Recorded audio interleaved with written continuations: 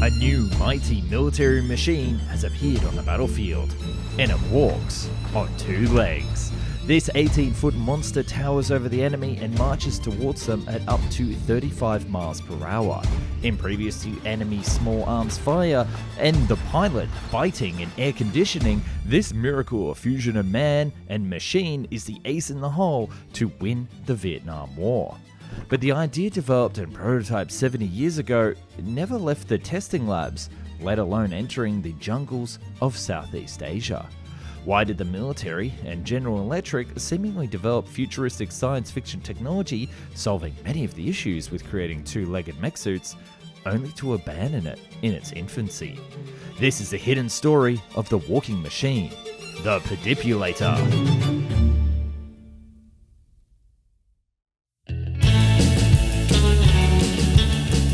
It's the 1950s. World War II is over, and the world heralds in an explosion of amazing new technologies. Everything from nuclear power to microwaves to amazing computers that take up a whole room. But there is one invention, surprisingly, that is well underway: giant mech suits. That's right, in the mid-decade of the nifty 50s, GE was experimenting with some pretty wild robotic ideas to see just how far technology could be enslaved to serve man. And it all began with a simple enough problem. The US military needed a way to routinely handle radioactive materials during the production of atomic weapons, and employed General Electric to come up with a way that the engineers wouldn't burn their fingers off. Enter our mad scientist of the story, Ralph Mosher. As an engineer at GE, he played a pivotal role in the development of their first prototype, called the Handyman, which he detailed in a technical paper as a two-armed master-slave manipulator designed for the manipulation of radioactive equipment.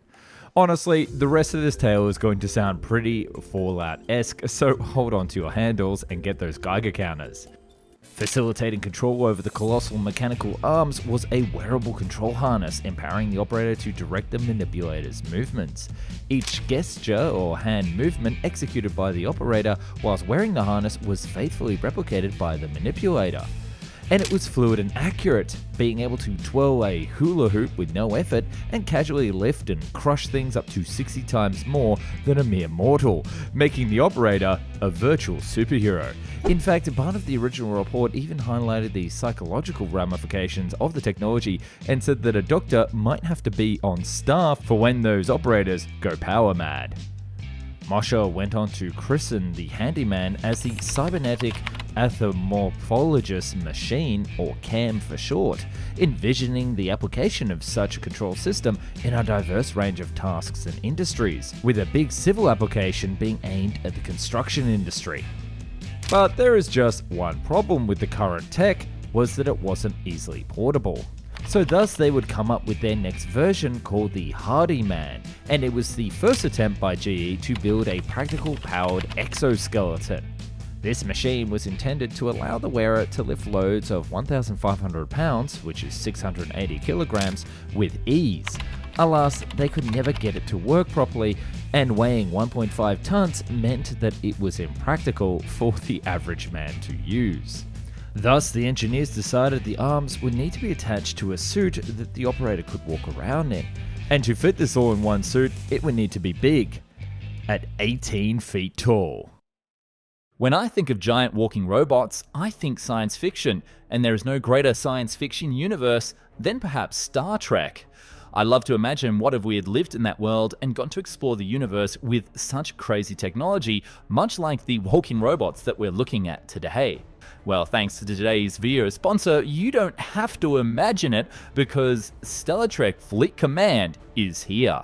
This fantastic game allows you to explore the entire galaxy of Star Trek, meeting iconic characters, recruit them to pilot legendary ships, and explore the great beyond.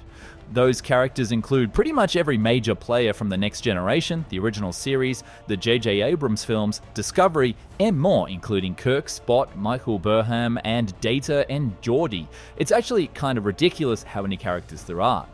This also includes the ships, with a huge range from the USS Enterprise, the Romulan Warbird, and the Klingon Bird of Prey, and you can control your own station at the edge of Federation space. But you're not alone out there. You can join millions of players, forge alliances, and defeat your enemies to conquer territories. You can choose your faction and explore new worlds on an intergalactic missions together. And the best part is that this is all free. Every month, new events and new content is added to the game, and as part of the 5th anniversary, the team behind Star Trek Fleet Command is giving a ridiculously good bonus to new players joining in on the action. You want to use the code WARPSPEED to get 10 epic shades of Kurt.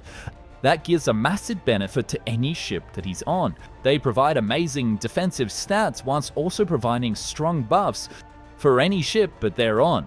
So write down that code or pause this video, and just reminded that this code is only for new players.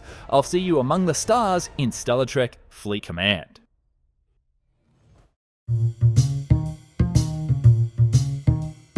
We're now in the early 1960s and the US military was impressed with the work so far, so they've asked GE if they could make an operator machine using their handyman tech. The Army wanted a vehicle that could navigate rough, steep terrain, push through dense vegetation, step over felled trees, and swindle around standing ones whilst nimbly carrying up to a half-ton in men and material. And GE hit back with this monster machine, the Pedipulator. This chunky mech had two 12-foot legs that could telescope in and out, long arms, and a control cabin to allow the operator to work in all weather conditions.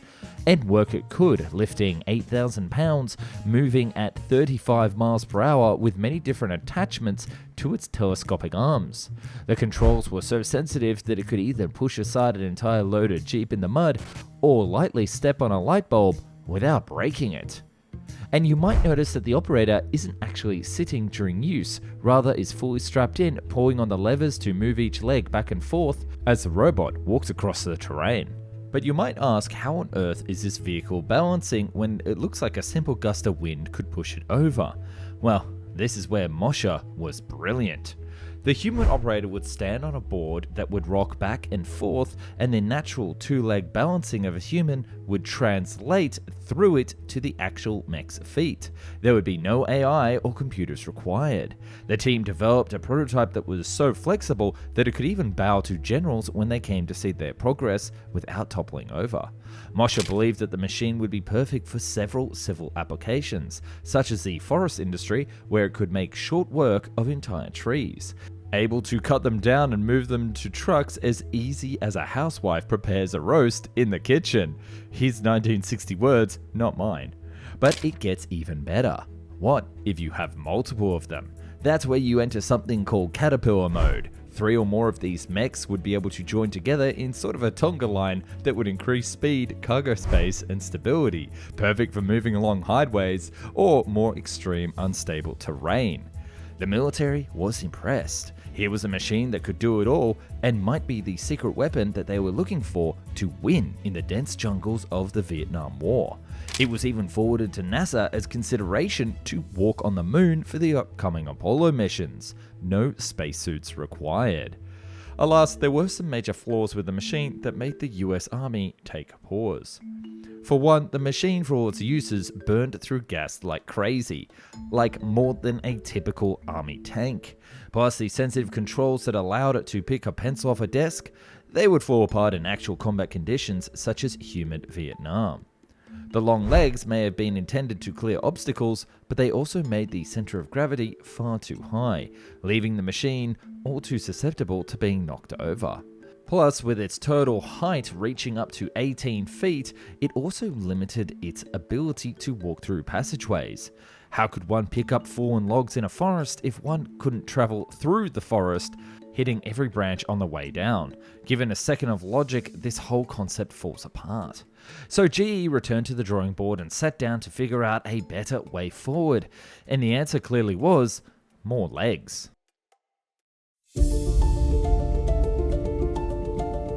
You don't get the label mad scientist without being able to talk the military into continuously funding all of your projects, and Mosher was the best of the best. He understood the flaws, too tall and too unstable, and came up with this. Meet the walking truck robot. It was much shorter at 11 foot tall, but still weighed 3,000 pounds. While it would actually have 4 legs, it could actually balance on 2 of them, giving it the ability to walk over and around large obstacles. It could walk forward and backward, and it could turn around on the spot with a, frankly, slow speed of 5 miles per hour. It had a cargo carrying capacity of 500 pounds, which is relatively impressive when you realize it could carry that on 1 foot, and it could drag up to 1,000 pounds behind it on a sled. This was all powered by a 90 horsepower gasoline engine that drove a pump for high pressure hydraulic system. The legs moved by hydraulic actuators, with the servos being hydromechanical with no electronical elements, meaning that it was perfect for that eventual nuclear war. General Electric was so proud of this new model that they ran a full-page ad talking about it and how it was the future of the US military, that tanks and cars need not apply. But this monster machine wasn't without its flaws, including how hard it was to operate. Mastering the operation of this walking truck required a substantial 10 to 15 hours of training, with, surprise surprise, Ralph Mosher being the sole GE employee to achieve proficiency. Mosher boasted about the experience, describing as if it was crawling on all fours, but with remarkable strength, an accomplishment driven by his dedication to the device. However, despite the mechanical assistance from the hydraulics, the immense physical effort depleted operates in a mere 15 minutes. It was tiring to use. Contrary to the analogy of crawling, the walking truck's long spindly legs demanding precision in its placement, complicating matters as operators couldn't visually confirm where they landed. And you can see it in a lot of the videos that they released around the time. The operator demonstrates great capability at controlling the arms, but the legs are stationary because they couldn't see very well behind them to see where they landed. The military application of the prototype also faced a critical flaw related to the hydraulic fluid. The extensive fluid required for the operation exceeded the capacity for sustained movement. Although GE proposed a solution involving external tanks in the lab, the military remained skeptical. Regrettably, only 1 prototype was ever built, and it never got tested out in the real world. But you can see it today at the US Army Transportation Museum in Virginia. But it wasn't just the Americans that came up with this technology, but the Russians too in the 1970s, although it's hard to find much more information about their attempts. Let me know if you have any sources, because I'd love to do a second video on that. So whatever happened to the technology? Well, surprisingly, the research wasn't wasted at all. Ralph Mosher would go on to start his own robotics company, called Robotics Inc., that would use the tech to develop arms to handle radioactive materials, operating underwater submersibles, and even be used in outer space to control remote robotic arms. And there is an interesting footnote. Whilst the technology never went anywhere back in the 1950s, we might actually see it re-emerge in a big way. Thanks to the developments in the world of robotics such as Boston Dynamics, we're pushed through the issues that plagued these early walkers, and such, there isn't much of stopping those 12-foot monsters from returning to the fray. AI can be used to solve many of the balance issues and assist at moving at speed, and the new micro-reactors, or perhaps solid-state batteries, could solve the power issues. So who knows, maybe you'll actually get your giant enemy robot in your lifetime. This video could have not been possible without research done from Blackgate.com. Thank you very much for collecting many of the assets and stories featured in the video today, and I do recommend that you go check them out. Thanks for watching. Hey, just a reminder to check out Star Trek Fleet Command. Help the general by clicking on the link below and checking out the game. It's a lot of fun, and I'm sure you'll love once you get there.